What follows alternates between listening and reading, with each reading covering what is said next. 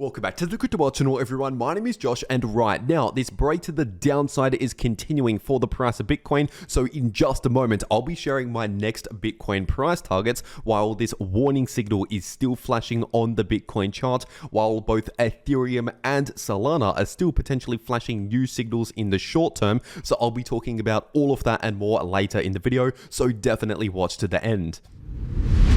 First of all, just giving you a quick update on the Bitcoin ETF news today, and just yesterday on Tuesday, we saw another net outflow of around 58 million US dollars. And so as I've been saying here on the channel, the Bitcoin ETFs do indeed impact the price of Bitcoin. Of course, if we're seeing these net outflows as we saw on Monday and here on Tuesday, that is going to be bearish for Bitcoin.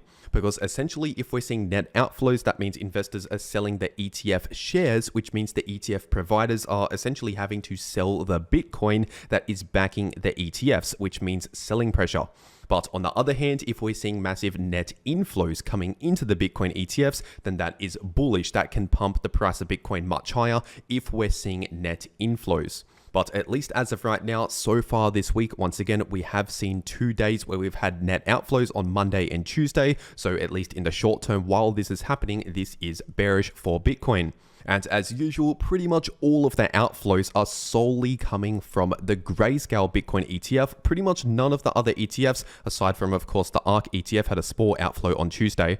But usually the only outflows are coming solely from GBTC, which is the Grayscale Bitcoin Trust. And one of the main reasons why there's so many outflows coming out of Grayscale is because Grayscale is charging a much higher fee on their ETF compared to all of the other ETFs. And so basically, due to the fact that Grayscale decided to charge a much higher fee on their ETFs, once again, this is forcing a lot of people out of the Grayscale Bitcoin ETF, which once again is causing outflows and selling pressure from Grayscale. And the reason why they're doing this is really because Grayscale, at least initially, had a lot of Bitcoin in their ETF.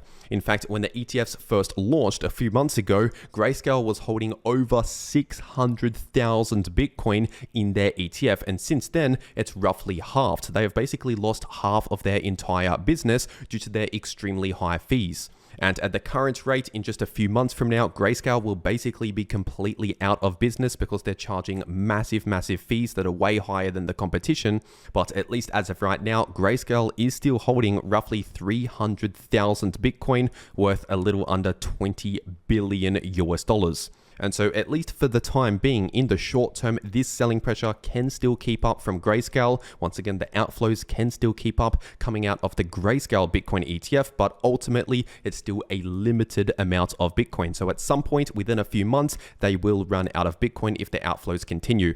And also, we cannot forget about the Bitcoin halving, which is happening in just 2 days from now. And in case you're new to all of this, the Bitcoin halving is an extremely bullish event for Bitcoin, fundamentally speaking, and it only happens once every 4 years. But it is important to understand that even though the Bitcoin halving is very bullish for Bitcoin, it does not mean we're going to see a massive bullish move on the date of the halving. In fact, that basically never happens. What usually happens is the Bitcoin halving usually takes a few months or so to start affecting the price of Bitcoin, and we often see a major bull run over the next 1 year or so following the halving, as we can see on this Bitcoin chart right here, the monthly time frame.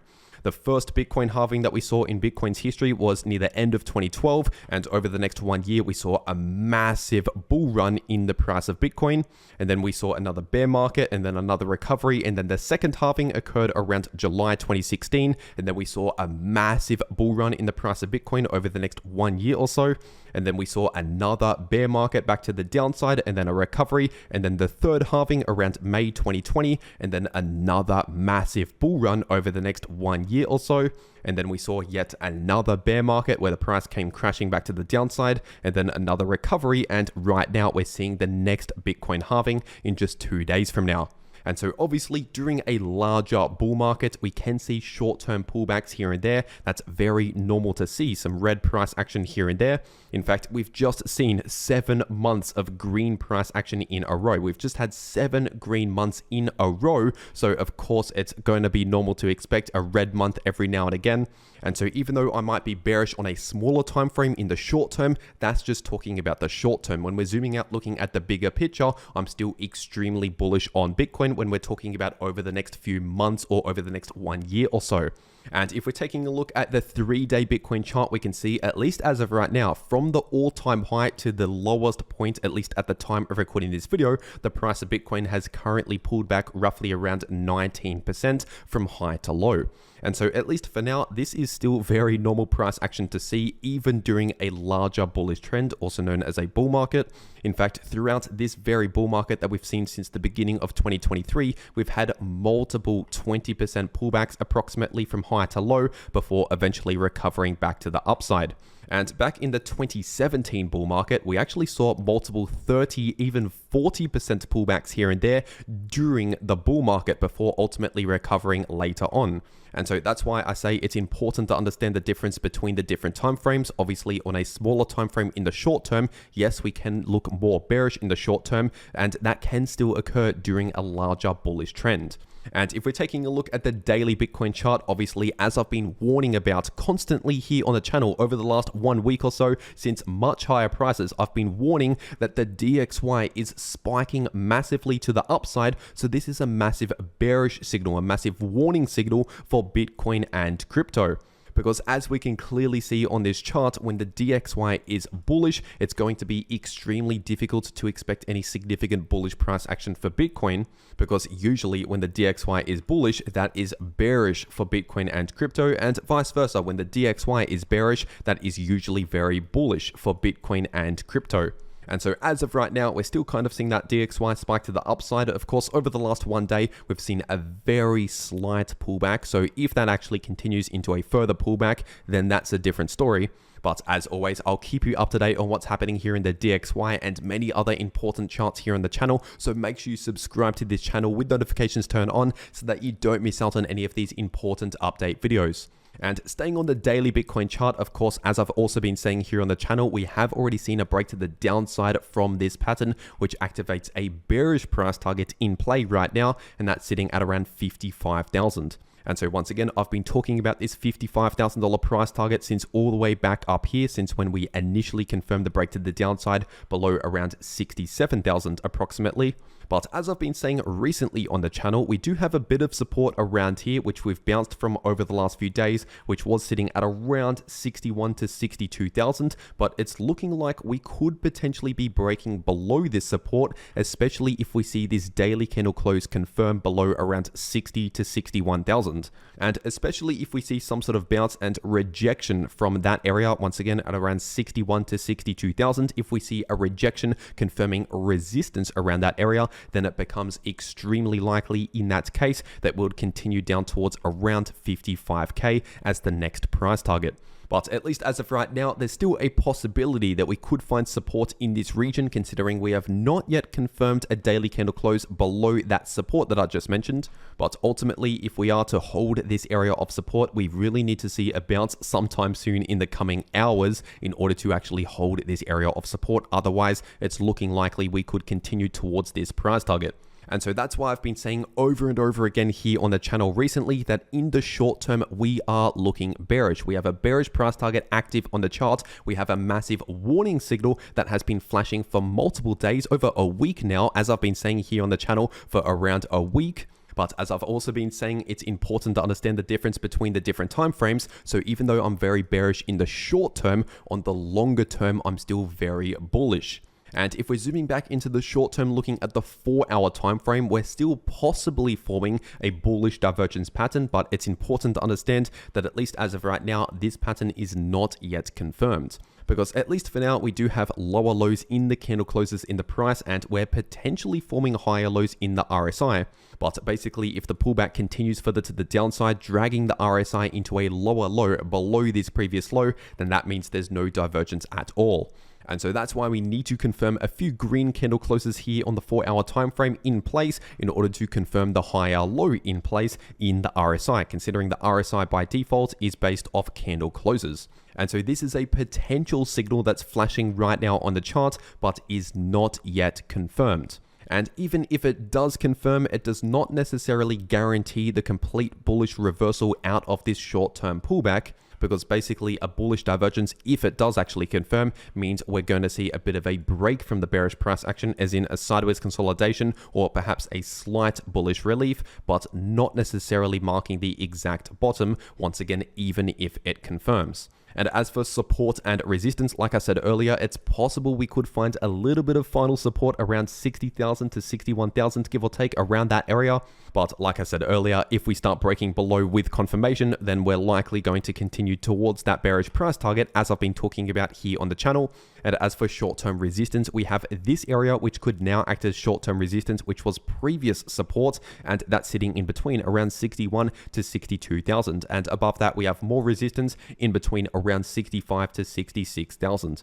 And if you want to trade these moves in the price of Bitcoin or any other crypto, personally, I take trades just like that over on Bybit. So I'll make sure to leave a link to Bybit in the description down below and in the pinned comment. And if you use that link down below this video to make a Bybit account and deposit on that account, you can get up to a $30,000 deposit bonus, but only if you use that link down below this video. And also, if you use that link, it'll take you to this page right here where you can claim an exclusive 200 USDT airdrop position. And so if you're going to be trading crypto anyway, you might as well check that out. Once again, first link down below this video. But for whatever reason, if you cannot access Bybit or if you cannot KYC on Bybit, there is also Bitflex, which is another crypto exchange similar to Bybit, but you don't need KYC for Bitflex. And so I'll also leave a link to Bitflex down below this video as an alternative crypto exchange. And just giving you a quick update on the Bitcoin funding rates. Right now, the funding rates are still sitting below neutral in the negative territory. And so this basically means it's starting to become more and more expensive to short Bitcoin and crypto. And it's actually becoming a slightly better deal to long Bitcoin and crypto. Of course, if the price is going to the downside, you'll still lose on a long position or lose at least unrealized profits. But basically right now, the short positions are having to pay extra fees to the long positions when the funding rates are negative like they are right now. And so basically, once we see some sort of substantial bounce in the price of Bitcoin or any other crypto, if the funding rates are still negative while we're bouncing back to the upside, then this could potentially lead to a major short squeeze once we actually put in place some sort of local low in the price. But anyway, getting into the Ethereum part of this video, this is on the weekly time frame, and obviously we've pulled back further into that area of support at around 2.9k, which is something that I've mentioned here on the channel. But if we actually break below 2.9k with confirmation, then we could potentially drop down towards the next area of support, which is sitting at around 2.4 to 2.5k. And so once again, expect the price of ETH to go towards around $2,500 if we first confirm a break below around 2.9k. But just like Bitcoin, even in that scenario, this is still technically a short-term pullback within a larger bullish trend if we're still forming significant higher lows and higher highs in the price. It's just obviously during a larger bullish trend, we can see some decent pullbacks here and there, just like how during a larger bearish trend, also known as a bear market, we can see decent pumps back to the upside even during a bear market. And if we're taking a look at the short term, looking at the 8-hour time frame, right now we're potentially forming a bullish divergence with lower lows in the price in the candle closes and higher lows currently forming in the 8-hour Ethereum RSI. But like I said earlier, even though this is a new signal flashing on the chart right now, it is not yet confirmed because we have not yet actually cemented the higher low in place in the RSI. And so for that, we need to see a couple of green candle closes confirming here in the price action on the 8-hour chart to basically see a slight bounce confirm and a higher low actually confirm here in the RSI. And so basically the price pretty much just needs to hold this area of support and bounce around this area of support, whether it's right now or deeper into this area of support. And by the way, this area of support, in case you're new to the channel, is sitting in between around 2850 to 2950. And so for as long as we see at least an initial bounce around that area of support, then it's likely we could continue with this bullish divergence over the next few days after we actually confirm it. And once again, a bullish divergence, once it's confirmed, usually plays out in the form of either choppy sideways price action or a slight bullish relief as the most likely outcomes. And as for resistance in the short term, in case we do actually bounce back to the upside, we have resistance in this price range, which was previous support, sitting in between around 3.2k to 32.50. And taking a look at the price of Solana, also on the 8-hour time frame, it's looking very similar to Ethereum. Right now, we are running into an area of support sitting in between around 120 to 127.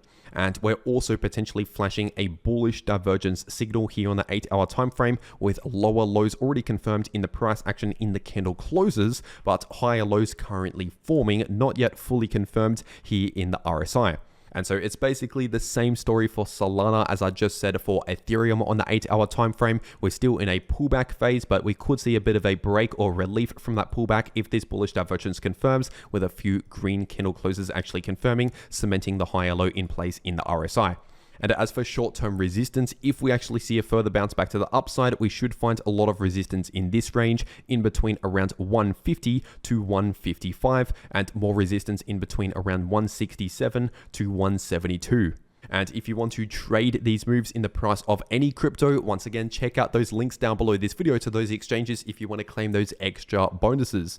And if you want to actually know how to trade crypto, no matter if it's bearish, bullish, or chopping around sideways, then make sure to watch these videos popping up right here on your screen. The video in the top left shows you how you can profit from bullish or bearish price action using long positions or short positions, and the video in the bottom left shows you how you can easily profit from choppy sideways price action. But anyway, that is everything that I have to say for today. I really hope you enjoyed, and I'll see you all in the next video.